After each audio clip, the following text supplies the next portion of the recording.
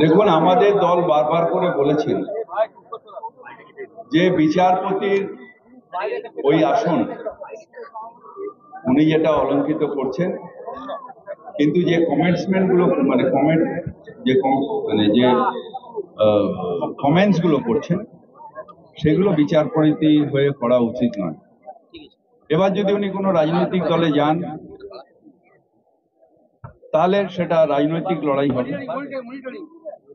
এবং সেটার জন্য তৃণমূল কংগ্রেস প্রস্তুত আছে। আসানসোলের বিজেপি প্রার্থী যাকে গতকাল বলা হয়েছিল তিনি প্রার্থী হতে চাইছেন না। বিজেপির সমস্যা হচ্ছে এটাই, বিজেপি প্রার্থী হতে বেশিরভাগই ভালো লোক চান না। পবন সিং একজন বিখ্যাত গায়ক, এরকম বহু লোক আছেন যারা প্রার্থী হতে চান না। বিজেপি হাতে পায়ে ধরে প্রার্থী করে, কারণ বাংলাদেশ সুনিশ্চিত হার জেনে কোনো মানুষ প্রার্থী হতে চান না।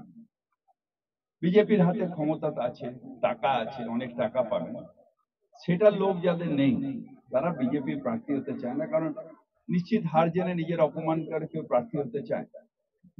কিন্তু দুঃখ হচ্ছে যে বিজেপি ধরে বেঁধে প্রার্থী করে এবং পরে আমি দেখেছি অনেক প্রার্থী পালিয়ে যায়। অভিজিৎ বাবু পালিয়ে যাবে কিনা আমি জানি না।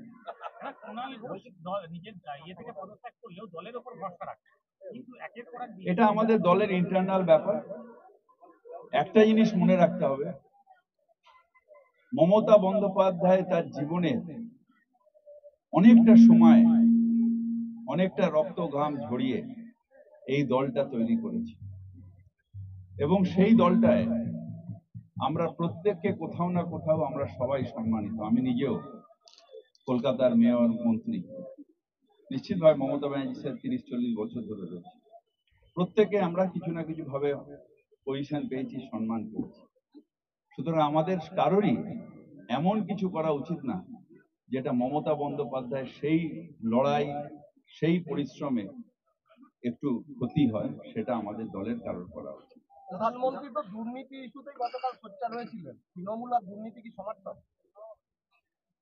এটা হচ্ছে, একটা সময় উনি বলতেন अच्छे दिन आने वाले हैं, একটা সময় উনি বলতেন हर अकाउंट में 15 लाख जाएगा, একটা সময় উনি বলতেন 2 करोड़ बेकार को हर साल नौकरी होगा। তারপর সেটা উনি ভুলে গেলেন বা সেটা থেকে সরে গেলেন। তারপরের বার এলেন পুলবামা পুলবামা পুলবামা, বালাকোট বালাকোট বালাকোট। এক একটা সময় এক একটা যাত্রা একরকম তো চলে না।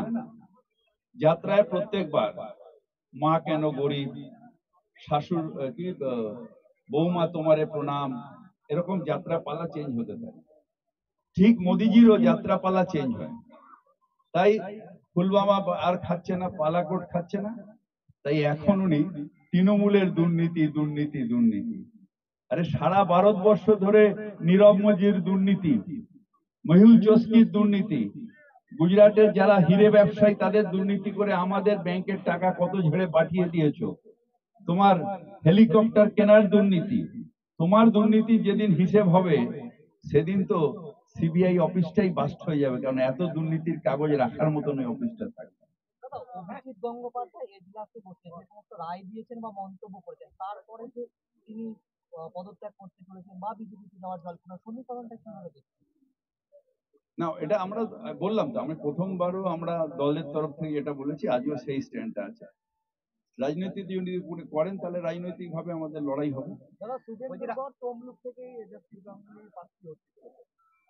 তৃণমূলের দুর্নীতি দুর্নীতি দুর্নীতি। আরে সারা ভারতবর্ষ ধরে নীরব মোদির দুর্নীতি, মেহুল চস্কির দুর্নীতি, গুজরাটের যারা হিরে ব্যবসায়ী তাদের দুর্নীতি করে আমাদের ব্যাংকের টাকা কত ঝেড়ে পাঠিয়ে দিয়েছো।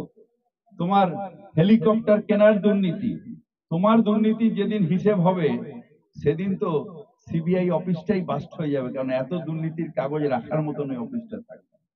অভিজিৎ গঙ্গোপাধ্যায় এজলাসে বসে যে সমস্ত রায় দিয়েছেন বা মন্তব্য করেছেন, তারপরে যে তিনি পদত্যাগ করতে চলেছেন বা বিজেপিতে যাওয়ার জল্পনা, সমীকরণটা কিভাবে দেখছেন? না, এটা আমরা বললাম তো, আমি প্রথমবারও আমরা দলের তরফ থেকে এটা বলেছি, আজও সেই স্ট্যান্ডটা আছে। রাজনীতি যদি উনি করেন তাহলে রাজনৈতিক ভাবে আমাদের লড়াই হবে। দাদা শুভেন্দুর পর তমলুক থেকে এজস্বী গাঙ্গুলি প্রার্থী হচ্ছে। আমি জানি না শুভেন্দু কতটা পারবে, কিন্তু আমার কাছে যা রিপোর্ট আছে তমলুকে তৃণমূল কংগ্রেসই জিতবে। সুতরাং উনি গিয়ে জাস্টিসের সিট ছেড়ে দিয়ে হারবেন, এটা আমাদেরও খুব খারাপ লাগছে। কেন্দ্রীয় বাহিনী ভোট ঘোষণার আগেই এত কেন্দ্রীয় বাহিনী পশ্চিমবঙ্গে, আইন শৃঙ্খলা কি সত্যি খুব খারাপ? একটা হচ্ছে কি জানেন, গব্বর সিং ভাবতো যে রামগড়ে আমার ত্রাসটাই ভয়ের কারণ হয়ে দাঁড়াবে, কিন্তু তারা জানতো না যে বীরু আর জয় আর ঠাকুর আছে। এরা এই কেন্দ্রীয় বাহিনী দেখিয়ে ওরা যেটা ওখানে করে, অন্য রাজ্যে করে, ভাবছে যে কেন্দ্রীয় বাহিনী দিয়ে ডমিনেট করে বাংলার মানুষ ভয়ের চোটে আর বুথে যাবে। বাংলার মানুষ বুথে যাবে, বাংলার মানুষ তৃণমূল কংগ্রেসকে ভোট দেবে, আর বাংলার মানুষ বলবে মমতা এগিয়ে চলো, আমরা তোমার সাথে আছি। মমতা ব্যানার্জির সাথে বাংলার মানুষ ছিল, আছে, থাকবে। তুমি কেন্দ্রীয় বাহিনী আছো আর ইউএনএ ফোর্স আনো, কিচ্ছু যায় আসে না। গতকালকে আপনি কলকাতায় বলেছেন যে ভোট করলেই বিস্ফোরণ হবে, এই কোন বিষয়ে পরিস্থিতিতে আপনি আমি এই যেটা বললাম যে মমতা বন্দ্যোপাধ্যায় নিজের পরিশ্রম জীবন দিয়ে এটা করেছে, সুতরাং আমাদের সকলেরই এটা বোঝা উচিত যাতে কোনো জিনিস মমতা বন্দ্যোপাধ্যায় ওই পরিশ্রম, তার রক্ত, তার ঘাম, এটা যাতে কোনো রকমে এই পরিশ্রমটা বিফলে না যায়, একটু যাতে আমরা ক্ষতি না হয়, এটা তৃণমূল কংগ্রেসের কর্মী হিসেবে আমাদের সবার দেখা উচিত। তাই কারোর প্রেসে গিয়ে বলাটা কোনো কৃতিত্ব নয়। তোমাকে প্রেসে মমতা বন্দ্যোপাধ্যায়ের লোক বলেই তোমার দেখায়, আমাদেরকে দেখায়।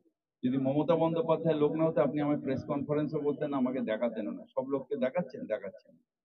সুতরাং আমাদের বুঝতে হবে যে মমতা বন্দ্যোপাধ্যায়কে সামনে রেখেই আমরা চলবো, আর মমতা বন্দ্যোপাধ্যায় আছে বলেই সব আছে।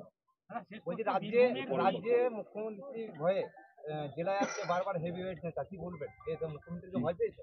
সুতরাং রাজ্যে আসছে প্রধানমন্ত্রী থেকে শুরু করে হেভিওয়েট নেতা।